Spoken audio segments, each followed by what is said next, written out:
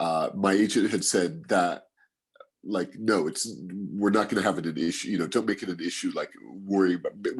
which was my first education about the middle grade world, and the distinction between the middle grade world and the YA world is that today, like a big five publisher,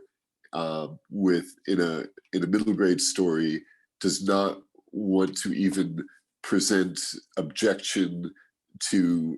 same-sex love as being something that exists, even though it does still exist. And it took me a little bit of time to get my head around that idea. And you still see it in YA stories, and you still see it in the world, and in stories for grown-ups. But the idea that we can raise our children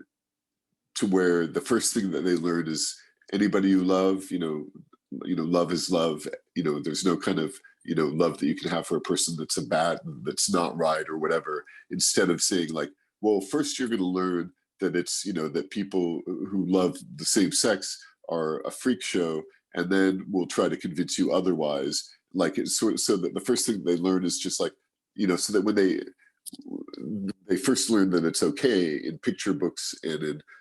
chapter books and in middle grade books, so that when they finally,